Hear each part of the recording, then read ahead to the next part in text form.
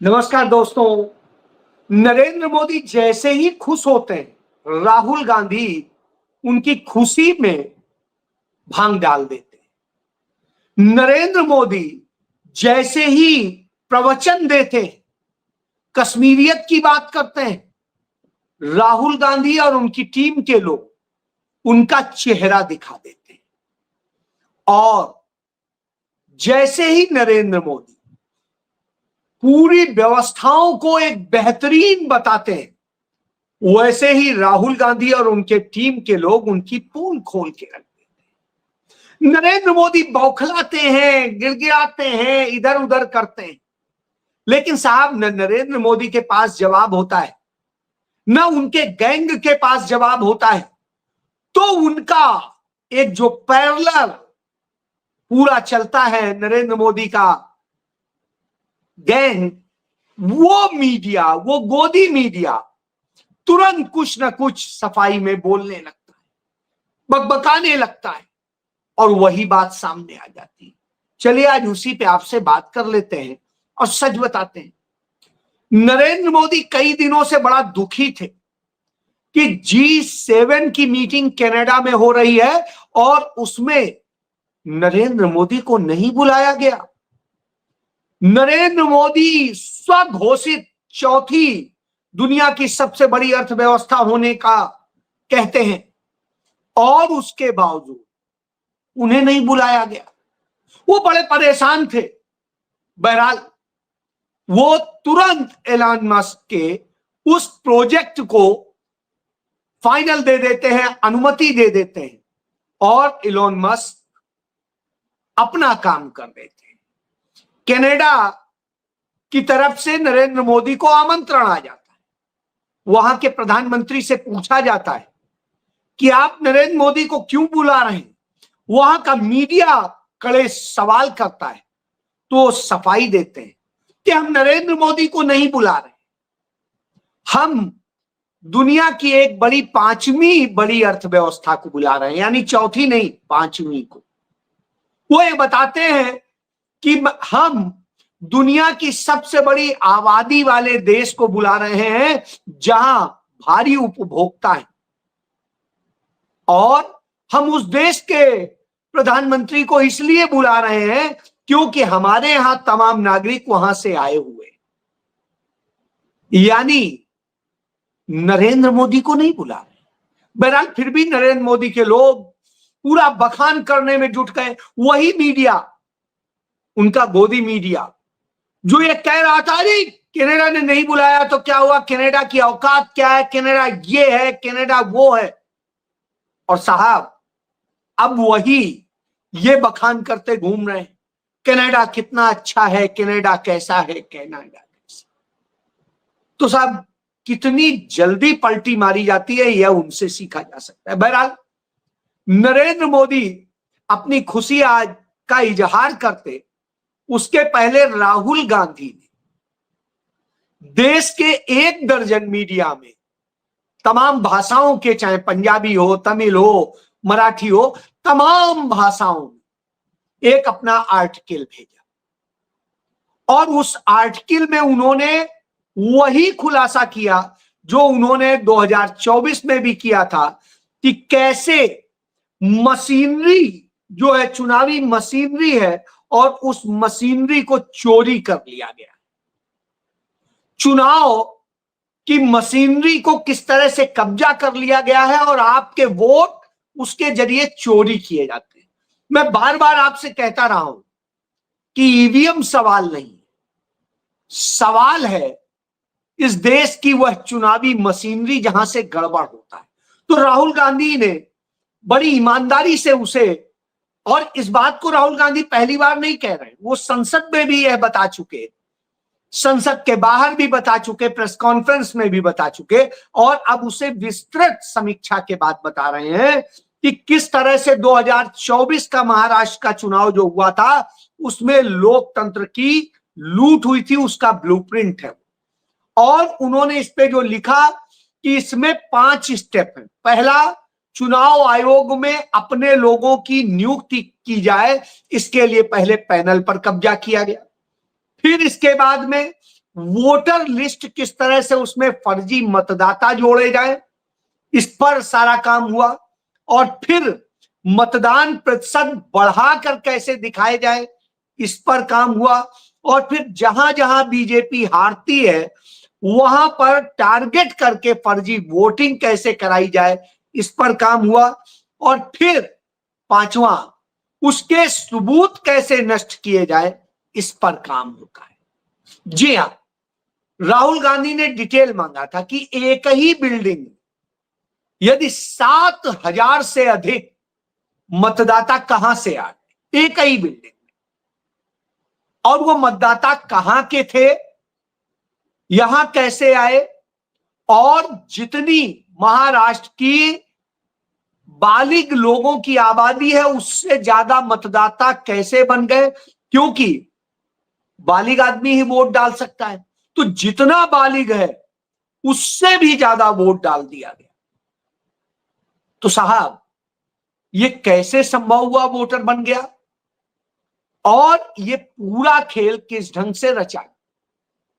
राहुल गांधी ने महाराष्ट्र को ही एक ब्लूप्रिंट की तरह प्रस्तुत करके सारी बात कही, समझाने की कोशिश की। लेकिन इसको लेके हरियाणा में भी आज तक चुनाव आयोग ने ना महाराष्ट्र के मामले में जवाब दिया है, ना हरियाणा के मामले में जवाब दिया। उसने अपने मनमानी चीजें कही हैं, वेबसाइट में डाली है, लेकिन जो सवाल पूछे गए उन सवालों के जवाब नहीं दिए।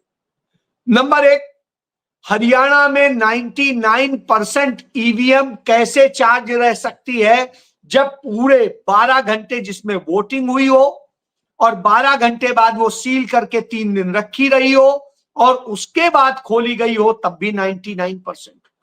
और जितनी 20 विधानसभा क्षेत्रों में 99% चार्ज ईवीएम निकली, उन्हीं ईवीएम में बीजेपी जीतती दिखाई दी, और जहां 60%, 70% निकली वहां भाजपा हार गई। यानी वोट कहां से आ गया, समझा जा सकता है। इसका एक उदाहरण मैं आपको उचाना कला सीट से दूंगा।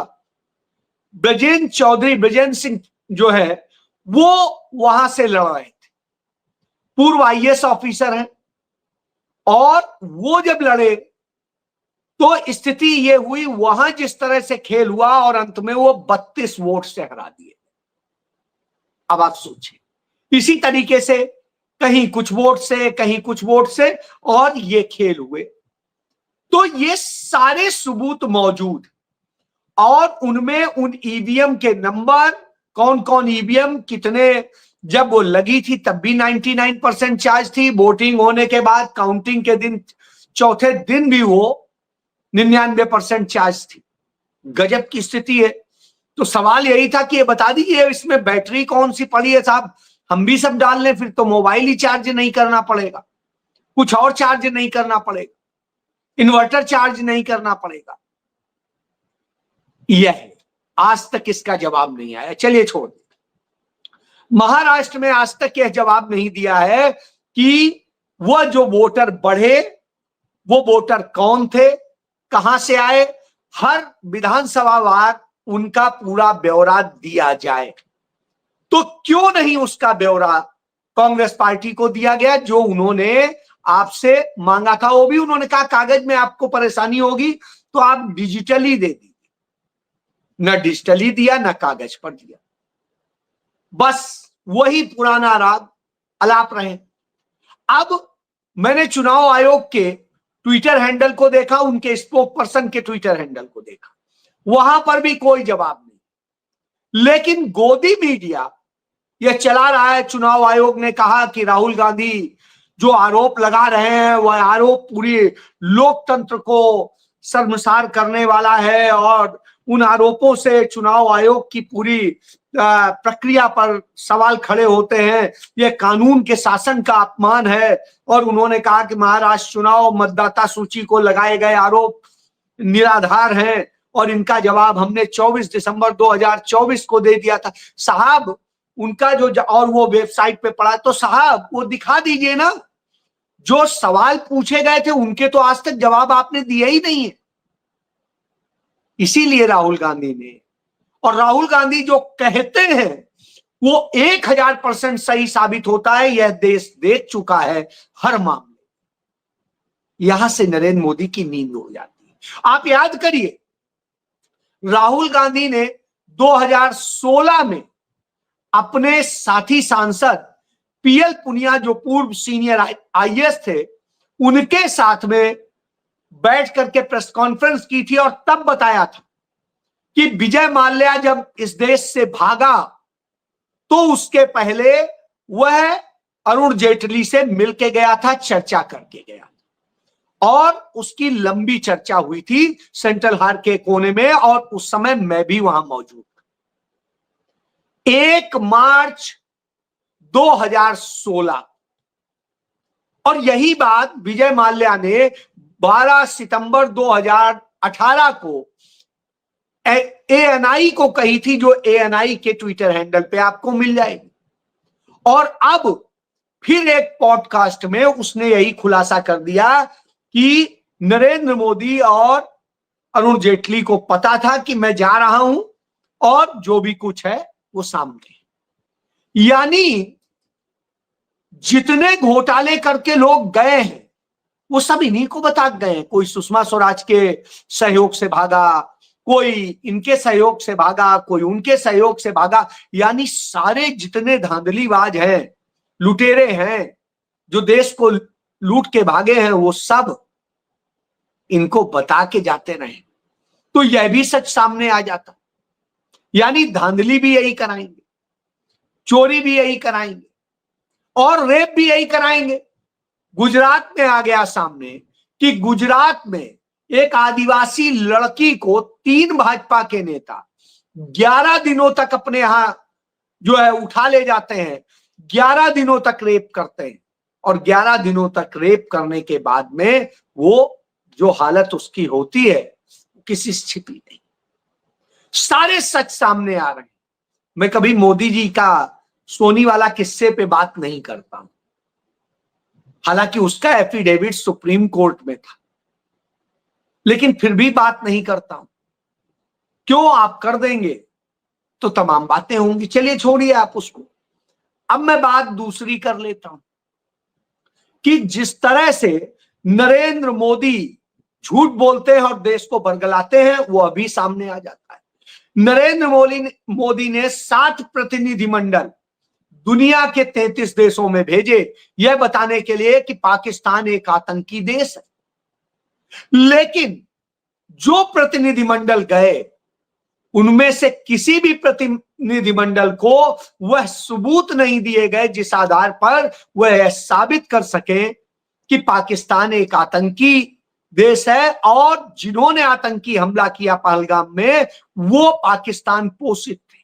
किसी को नहीं दिया। यह खुलकर अमेरिका में आ गया जब प्रेस कॉन्फ्रेंस में शशि थरूर के ही बेटे ने, जो वाशिंगटन पोस्ट में नौकरी करता है, ईशान, उसने सवाल पूछ दिया कि यह बता दीजिए कि क्या पहलगाम में जो आतंकी हमला हुआ उसके सबूत आपके हाथ में है? आपने पाकिस्तान को उसके सबूत दिए या पाकिस्तान ने मांगे?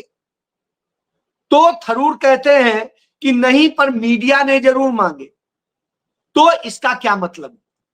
इसका मतलब हुआ कि सबूत मांगे और आपके पास नहीं थे, आपने किसी को नहीं दिए, और यदि नहीं थे सबूत तो आप कैसे बता रहे हैं और आपकी विदेश नीति क्या है? और जो ये आपने सारा ड्रामा किया इससे हल क्या हुआ?